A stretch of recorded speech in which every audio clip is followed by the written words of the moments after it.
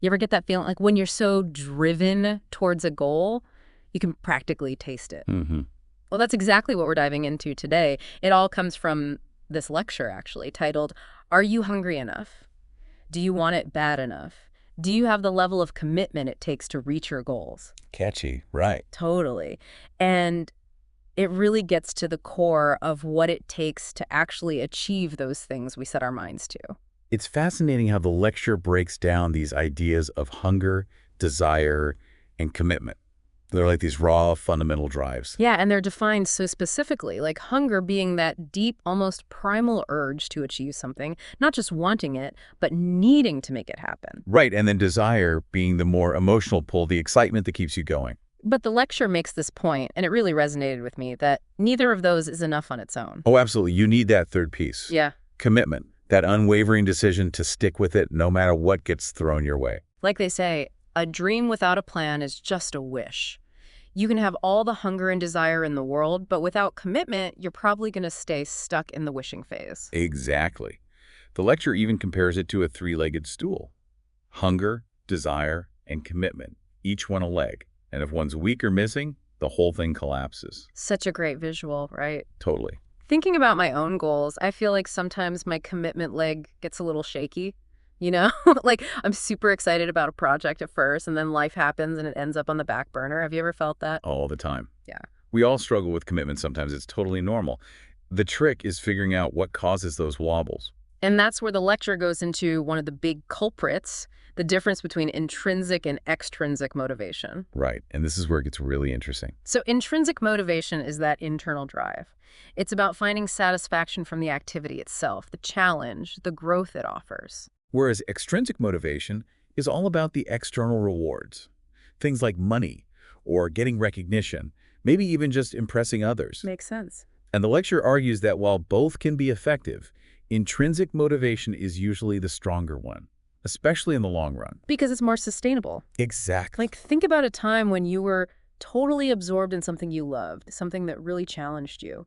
I bet you didn't need a reward to keep going. The activity itself was rewarding enough. Exactly. It's like if we look at it through that three-legged stool analogy, tapping into your intrinsic motivation can actually strengthen that commitment leg. Because you're not depending on getting something external to keep you going. Precisely. The lecture uses this really cool example of marathon runners.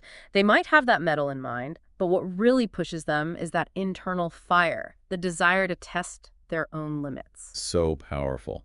A true testament to intrinsic motivation. And thinking back to what you said about that commitment leg feeling wobbly, do you think maybe a lack of intrinsic motivation is part of it for me? That's a really interesting question. Because for me, I think sometimes I get so caught up in the what I want to achieve that I lose sight of the why. Oh, the why. The lecture is really big on that, too. Yeah. Like, it's not enough to just want something. You need that strong why behind it. It fuels your desire, helps you overcome those inevitable obstacles. And the lecture suggests that a good why usually ties into a deeper purpose, like maybe wanting to help others or pursue personal growth, even creating a legacy. And when your why is something that really resonates with you deeply, it becomes an amazing source of motivation. Helps you push through those moments of doubt. Yeah. And ultimately stay committed, Yeah. even when things get tough. Like that whole idea of start with why, right?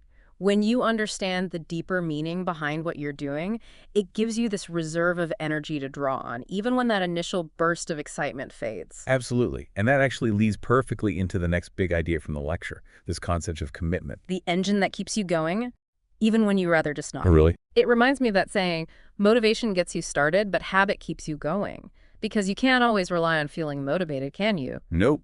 Sometimes you just got to buckle down and do the work, even when it's not fun. And that's where those everyday habits and routines come in, right? The lecture talks about this power of consistently showing up, even if it's in small ways. It's not about willpower, really. Mm-hmm. It's more about creating those systems that make it easier to actually stick to your commitments. One thing I've found helpful is this idea of habit stacking. It's basically attaching a new habit to one you already have. Oh, interesting. So like, let's say you want to start meditating every morning. You might try doing it right after you brush your teeth, something you're already doing on autopilot. I like that. It uses those existing pathways in your brain to make building new habits easier. Right. And the lecture talks about something similar with creating rituals around your goals. Oh, yeah. Those rituals can be such a powerful triggers for taking action. Like, think about athletes who have pregame rituals. Those routines help them get into the right headspace. Totally. Okay, but what about those times when, no matter what, you just can't seem to find the motivation? It happens to all of us, right? Sure. The lecture actually suggests that the first step is simply acknowledging it. Like, okay, I'm not feeling it today. Don't beat yourself up about it. Just be honest about it. Right. Accept it as a starting point. Exactly. And then the lecture suggests going back to your why. Remember that powerful purpose behind it all. Reframing things. Yeah, reminding yourself why you're doing this in the first place. But what if even remembering your why doesn't get you moving? Well, for those times, the lecture says sometimes the key is to start small, like really small. Break down that big goal into tiny, manageable pieces. Bite-sized action steps. Right. Like they say, a journey of 1,000 miles starts with a single step. And sometimes you just got to focus on taking that first step, then the next one, and the next. Before you know it, you made some serious progress. I love that. And, even those small wins can spark a sense of accomplishment, which then can motivate you to keep going. It creates a positive feedback loop. The lecture even mentions how dopamine, that feel-good chemical in your brain, plays a role. Oh, yeah. When you accomplish something, even something tiny, your brain releases dopamine, which reinforces that behavior. It's like your brain saying, good job, do that again. Exactly. So, okay, we've got intrinsic motivation, a strong why, and we're building these consistent habits. But what about those times when you hit a wall, like a real setback that makes you want to give up entirely? How do you maintain that long-term commitment when things get rough? That's a good question. And that's where the lecture brings up this idea of a growth mindset. It's all about seeing challenges not as failures, but as chances to learn and grow. So it's more about the process of getting better than being fixated on the result. Exactly.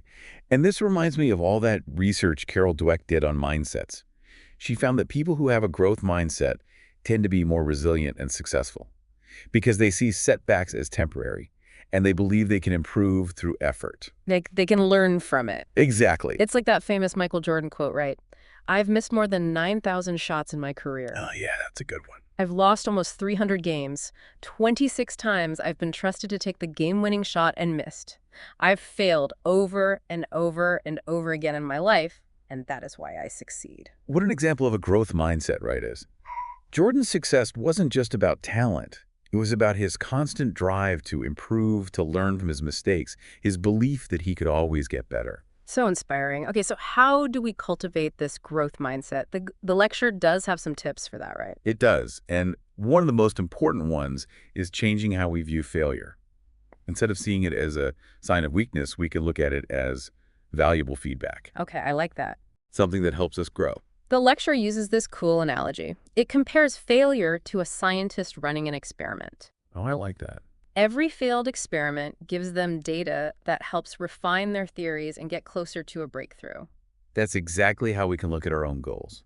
Every setback, every mistake, it's just more data to help us learn what works and what doesn't. Wow, we've really covered a lot, haven't we? From that power of intrinsic motivation and the importance of having a strong why to building those everyday habits and really embracing a growth mindset. It feels like we've got a whole toolbox now for reaching our goals. We do. It's a pretty comprehensive approach. And the lecture actually wraps things up by giving us some concrete action steps we can take to put all this into practice. Because it's one thing to understand these ideas, but it's another thing entirely to actually use them, right? Right. So let's get into those action steps. Mm-hmm. First one, which we've already talked about a bit, is getting really clear about your vision. What does success actually look like for you? What are you aiming for in the end? That big picture stuff. The lecture even suggests actually writing it down, like creating a detailed picture of what you want to bring into your life. Making it tangible. Exactly. And then, once you've got that clear vision, it's time to go back to your why. Oh, right back to that core purpose. Yeah. Why is this goal so important to you? What's the deeper meaning behind it? The lecture says write this down too so you can see it every day. Like a little reminder what's driving you.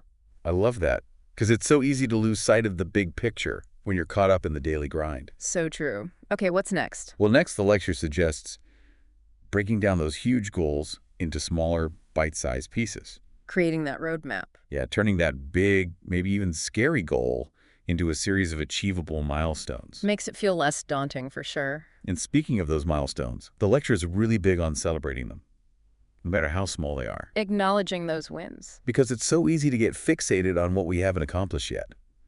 But taking the time to appreciate those wins, even the tiny ones, can really boost our motivation. Keeps you going.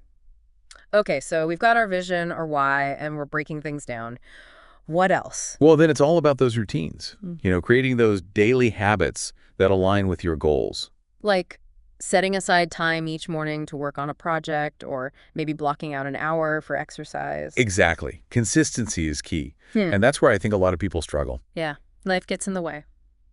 The lecture actually suggests making those routines non-negotiable, just like brushing your teeth or showering. Part of the everyday. Right. Make them automatic. And it also stresses how important accountability is. Having someone to check in with. Yeah, a friend, a mentor, even just an accountability partner, it can make a huge difference. Knowing someone's expecting you to follow through. Exactly. And then finally, the lecture reminds us to be flexible. Things don't always go as planned, and that's okay. Yeah, I roll with the punches. Right. Be willing to adapt, to learn from those setbacks, and just keep moving forward, even when it's tough. Don't let perfection be the enemy of good, right? Exactly. So, as we wrap up this deep dive, what's the biggest takeaway for you? I think for me, it's how intertwined hunger, desire, and commitment really are. Like, it's not enough to just want something. You need that deep yearning, that excitement, and that unwavering dedication to make it a reality. Couldn't have said it better myself. Yeah. And I think the lecture gave us some fantastic tools to help us build those qualities. From tapping into that intrinsic motivation and connecting with our why, to building those consistent habits and embracing a growth mindset, we've really got a roadmap for success here. We do. So as we sign off, I have one question for our listeners. What's one small step you can take right now, today, to reignite that hunger and move closer to your goals? Doesn't have to be anything huge, just a tiny step in the right direction. That's a great question. Because you really do have everything you need within you to achieve your dreams. It's all about tapping into that power and taking action consistently. You've got this.